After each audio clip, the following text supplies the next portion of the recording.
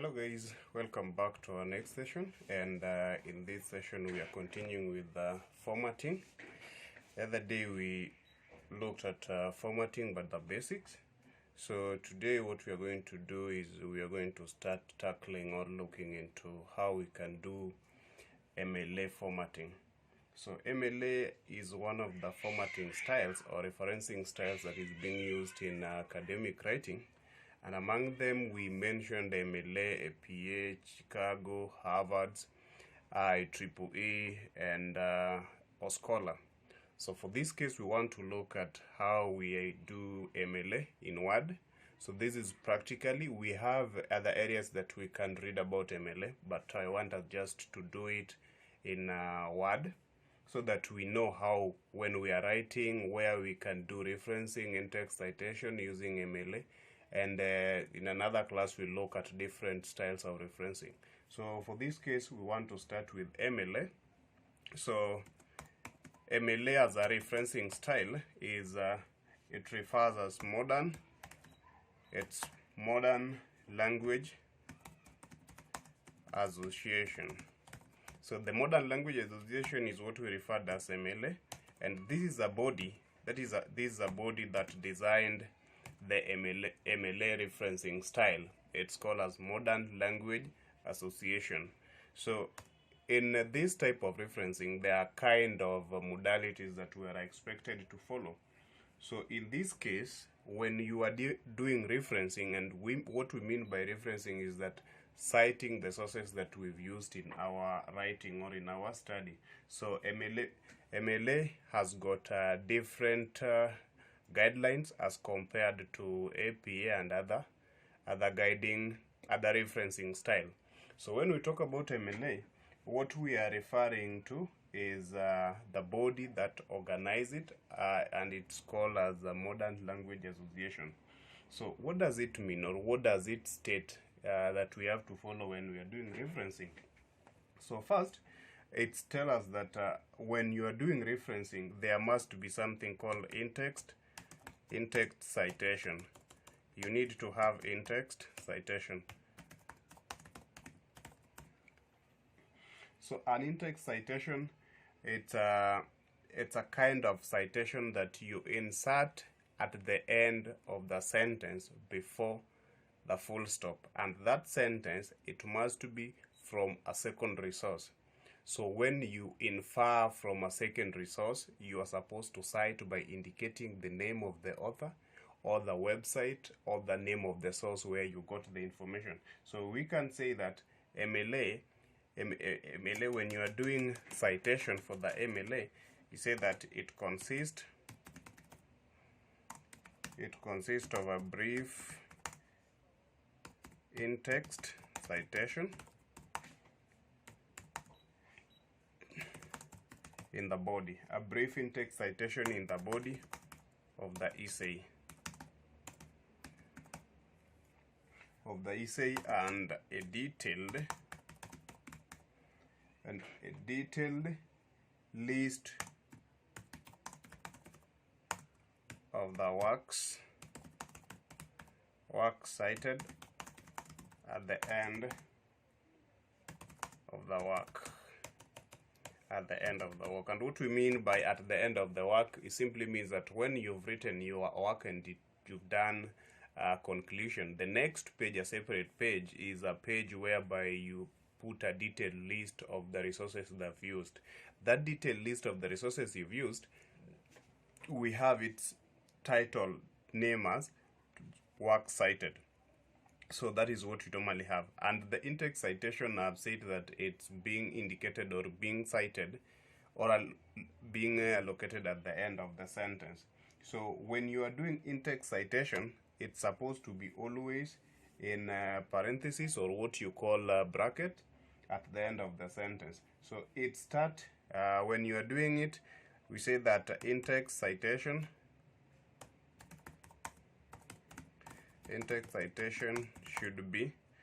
should contain the surname of the author, followed by the page number or the page numbers. E.g., for example, if the source you are using is by the author called maybe John or Smith, so you can write Smith. If the Smith is the surname, you'll write Smith 237, and here 237 is the page number. There is no comma. This is the difference with probably the APA. So you are supposed to write it at the end of the sentence. So probably, for example, if we can say that yesterday we were talking about, or the previous class we were talking about the French. So we can say that maybe we can say that French is one of the leading languages spoken in the world. Then we continuing by saying that it is spoken by over 270 million people. So because this sentence is being spoken by over 270 million people is from a secondary source, if that source is Smith, we can say that this is Smith 237. So that makes the in-text citation. So when we are doing that in-text citation, it's done that way. So how can we get that information? Probably, so if we want to get that information, what we are supposed to do, how we are supposed to cite that Smith and using Word, you are supposed to come before you write this. It's not being done manually. It's supposed to be done using your word. So after that full stop, you put the cursor before the full stop, between the word and the full stop. Then you come to reference. When you go to your referencing, here mine is already set to APA, but now you click this point and change it to MLA. So that is what you'll have to change it as MLA. So we'll look into that, but now let's just see the basics of how that MLA appears. So apart from that, you can say that the second thing, it's also if the author's name appear, you can say that if the author's name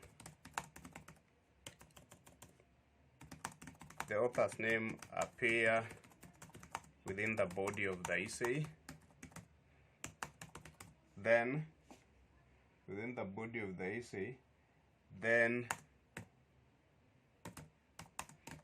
just use what we refer as relevant page number or page numbers. So for example, if appear within the body, it means that it's the author's name that starts the sentence. So e.g., we can say that Smith indicated that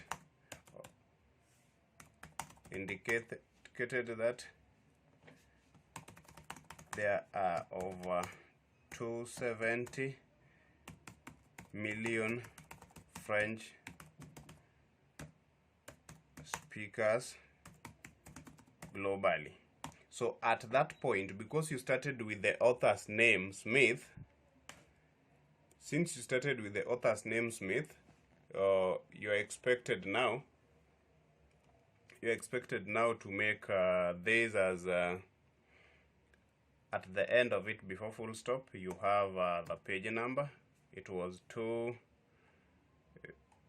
page number was 237 at the end of that. So when you start with the name of the author, you put the page number at the end of the sentence. But when it is in-text citation, you have the name, that is the surname, and then the page number. So apart from that, the arrangement of the work cited,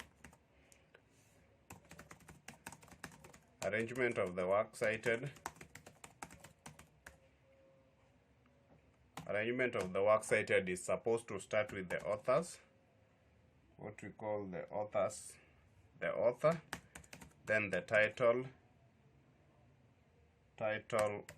of the source,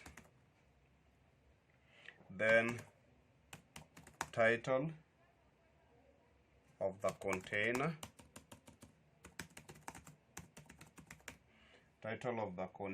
then it's followed with other contributors, and after other contributors is supposed to be the version, and after the version there should be the number, and after the number we are supposed to have the publisher, and after the publisher there should be publication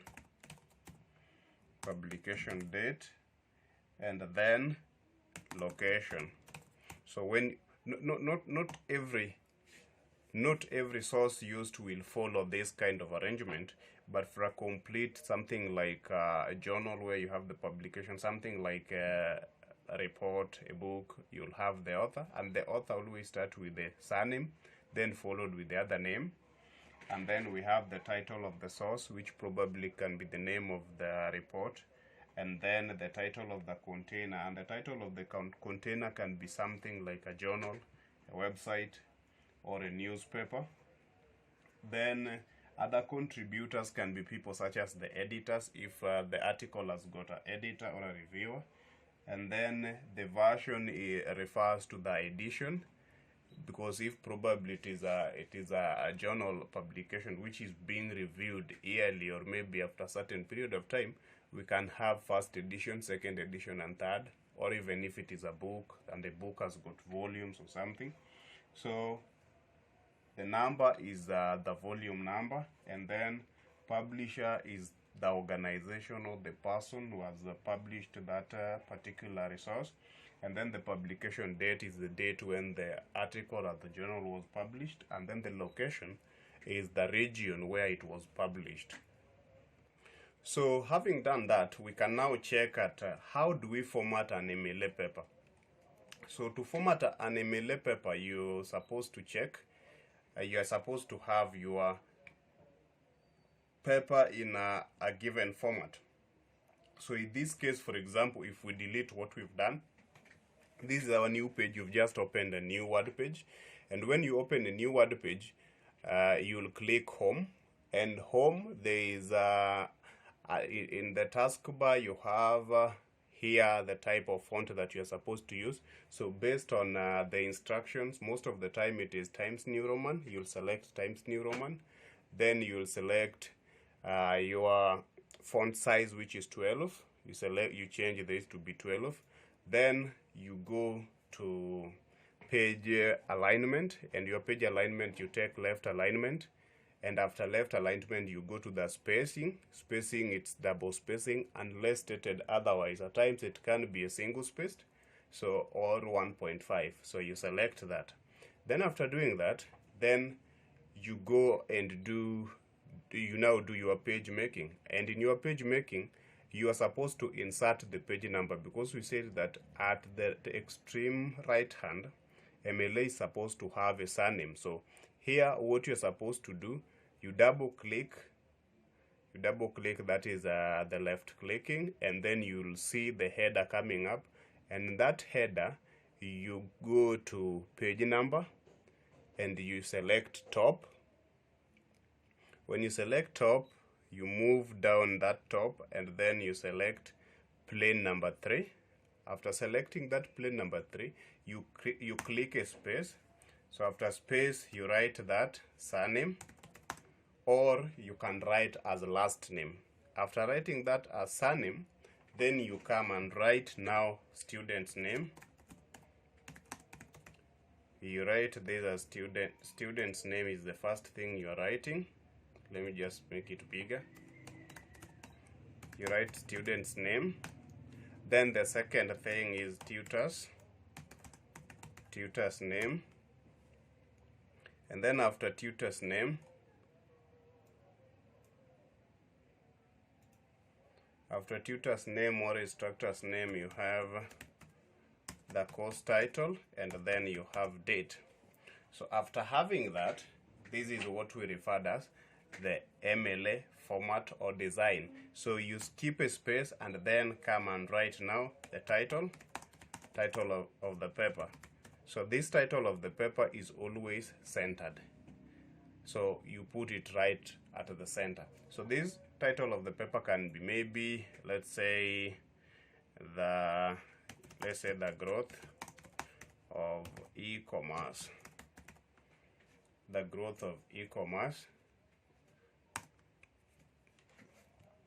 Let's make it more sense.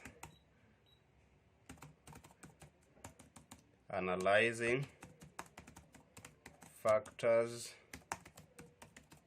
contributing to the growth of e-commerce. So after that, you are supposed to highlight and then make it capitalized. So making it capitalized means that after every word, the next word starts with a capital letter, or every word starts with a capital letter. So you'll check which word is not supposed to have a capital letter. Like in our case here, analyzing factors contributing to the growth of e-commerce, you'll see that to is not supposed to be capital. Then O is not supposed to be capital. E-commerce, you can either have it as a capital e-commerce or you can have E in small letter. But in most cases, e-commerce, E is always in lowercase. So after having that, you can now go back to your left alignment, and before you start writing, what you're supposed to do, you're supposed to indent it. So to indent, there is a tab at the there's a tab in your laptop, and that tab has got two arrows, and it's always indicated a tab. It's just above the caps lock. That is at the extreme end of your laptop on the left hand side. So you click that and then you get it indented. So after doing that, you start writing as normally, or after doing your research. So up to that moment, we can now use probably one of the works that I've done, and I think it's done in MLA, so we can see how it looks like. So here is the case. This is where is it? Yes, this is one of the jobs I did. So you can see on top on the right there is a last name, and I said that you can either have it as a last name or it can be surname. So, and there is a space between last name or surname and your page number. And that page number, it's supposed to be numerical, and I've shown you how it is being generated, that after double clicking the header, it will pop up a space where you are supposed to write. But before you write, you go and select what we have as the page number, and then you go to top of page, and then you move down to plain number 3. Then it will give you that page number, and then you write the last name or the surname. So after that, you close it by again double clicking outside. Then the cursor will appear in the initial point. Then you write the student's name, you write the instructor's name or tutor's name, then you write course title, then you write date, and then you proceed and give the title of the title of your work. For example, the work we are using here is titled as assessing the essence of setting maximum wage. So when we were developing our paragraph or the introduction yesterday, we say that the first point should always be the topic sentence. The topic sentence should be a function of your paragraph or your introduction. So because we are assessing the maximum wage here, I said that the proposal to set maximum wage is not a new idea. So you'll find that that statement is general, but it's precise. It's not vague in its context. So after stating that, we say that that general statement is always not rephrased. So the next statement, which is providing information on the general, it's now supposed to be referenced. And in this case, I said that it is a concept that can be traced back to 1942, when President Roosevelt suggested that maximum income should be pegged at $25,000, and that 100% tax should be levied on all income above $25,000. So such kind of information is not from my head, it's not from my head, but is from a certain source. So that certain source, I must have read somewhere and I've noted that source. So that source, it was an article written by Blumpkin and Shemtov, and the 2 here is the page number. So I just want us now to do away with the in-text citation that is here highlighted, so that I show you how we do that in-text citation. So let me delete this. So when I go down here, just to check the source that we've used, we'll find the source here, and it's our source number 1. This is what we call the work cited, the list. So how we do this is that you're supposed to highlight. Let me just copy this and then show you where we can get that source. So after getting that article, then you're supposed to go to a website called Google Scholar. So this website called Google Scholar, I have it here already pinned, but you can Google it, Google Scholar. Then when you get that Google Scholar, this is what we have. You have it here as your Google Scholar. Then we copy paste the source that we had the other side, and here it is, a case for maximum wage. So under Google Scholar, there is a star here, which means that you are saving. If you click that, you will save the source that you want to use, or you mark it as your favorite. Then the apostrophe here, it what means that we are citing the paper. So apostrophe is what you are using. If you click this, the apostrophe, then it will brings you to the sources that you want to use. So because the kind of work we are using here is MLA, we are selecting what we have here under MLA. So what we have before we get to the name, what we have here is the name. We say that it's the name of the authors up to that full stop. Then you copy that. When you copy that, you go to the work you are doing, then place the cursor at the end of sentence here where we want to reference. Then you go to referencing. So your references on top of the page there, you click that. Then there is a style. Under that style, change it to MLA. So we have it MLA.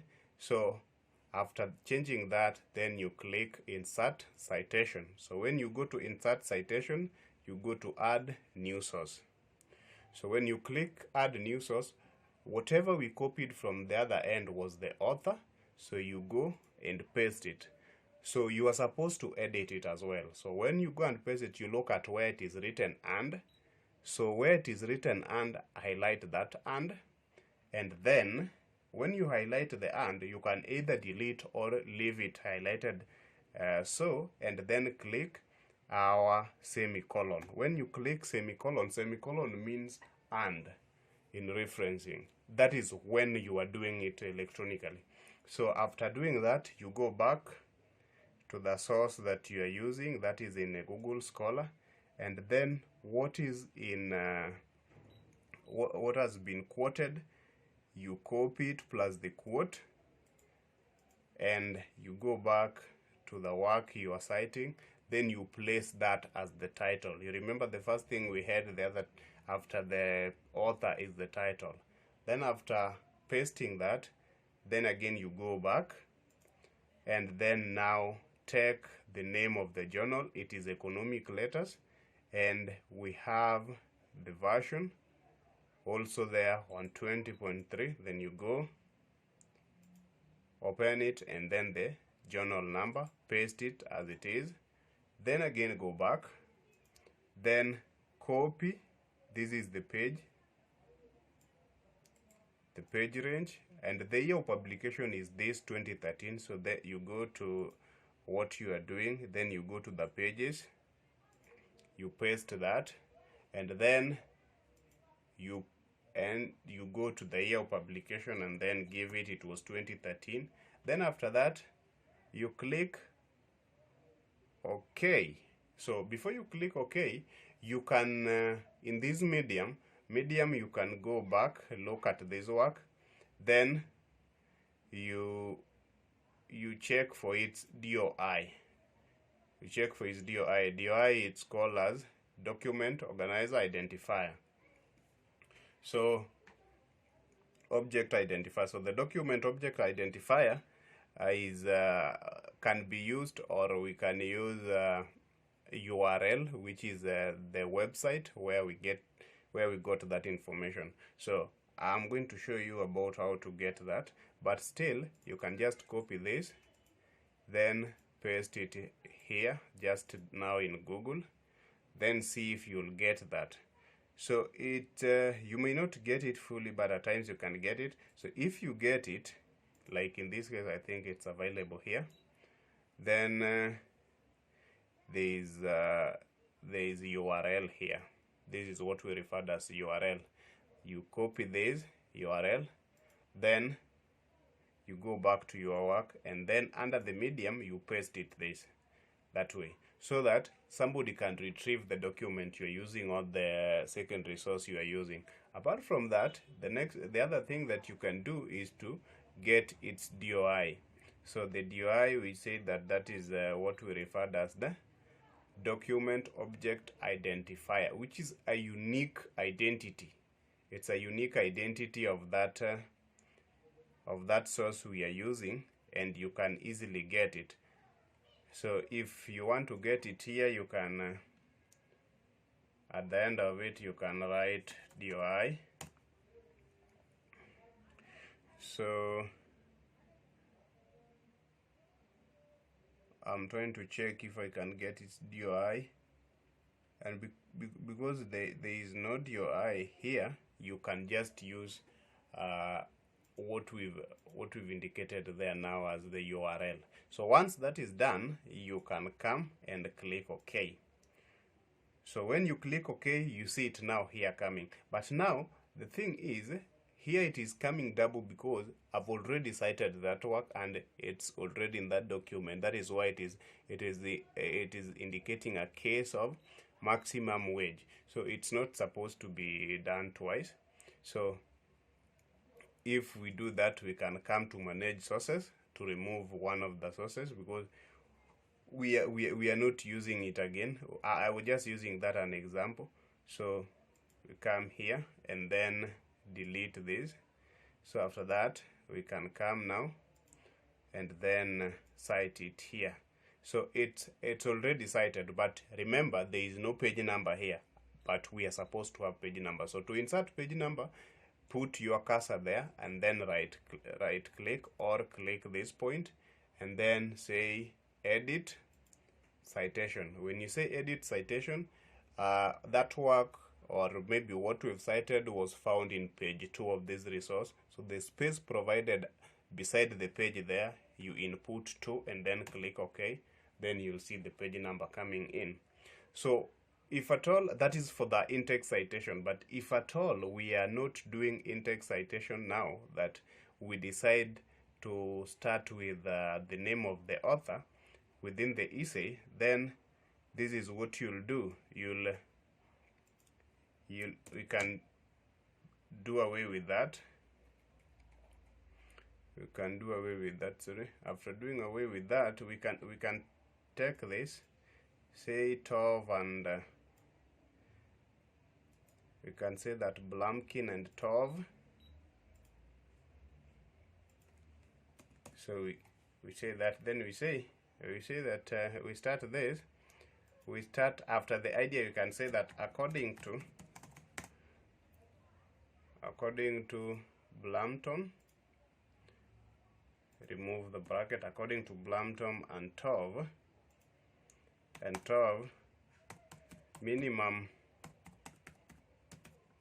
minimum wage is a concept. Or you can say that we can leave alone according to that. You can say that Tom and Tov argued that, Tom and Shem argued that minimum wage is a concept that can be traced back, that, and then at the end of full stop, you put a bracket, then you write 2. So that is the page number of that work. So that is what we are supposed to do. So after doing your work and do in-text citation and every other kind of citation, whether within the essay or in-text citation, after doing that and you've done your conclusion, like in this case, what you'll do, you go to the last page, which is works cited. So after writing works cited, you put it at the center and then enter, then you start the new point. When you put your cursor here, then you go back to reference, then you click bibliography, and after clicking bibliography, you now go to click insert bibliography. Mine is not active here because already we've inserted bibliography here, but what I can do, I can delete all the bibliographies here, and then this is the works cited, entered. So after doing that, put it at the end here, then that is left aligned, then you go to references, and then you go to bibliography, and that you click here insert bibliography, and you'll see everything coming in here. So that is what you're supposed to do. So for you to learn it better or to perfect your skills in doing citation, you can do writing, practicing writing, and then you look at the sources that you want to use. Those sources, for you to cite them, go to Google, and then Google, check Google Scholar, and I'm going to put the link for the Google Scholar for you, and then paste the source that you are using so that it helps you into referencing. But there's also other sources that we can use to help us learn about referencing. One of the sources we used yesterday was Scrib. So Scrib can also help us in doing referencing or learning how to do referencing. So when you go to the website by the name Scrib, then you go to the tools called citation. These citation tools can help you generate referencing style. We have them here as APA style, we have Harvard, we have MHRA style, we have our Scholar style. MLA you'll get in that list. So you can check at the knowledge base. So under knowledge base, you can go to referencing and you'll find MLA style here. Learn everything about MLA, how it is done. Just in this website, it will help you. Apart from that, there's another source also, or another website that is very helpful. It's called Purdue. So when you Google Purdue in this case, you'll find formatting styles here also. So you can also use this website to sharpen your skills. You can learn using this website, and it's a very good website. So these two websites are very useful, and every writer or any other person participating in academic writing is aware of them and are using them to help them upgrade their skills. Every time there is a change, like currently we are using MLA 8th edition and APA 7th edition. So anytime there is a change, these people out the owner of the websites will come and update the website. So guys, I'm going to attach these websites, and kindly have a look at them as you practice your work. Thank you so much and have a good time. Please kindly subscribe and share what we've discussed. Thank you so much.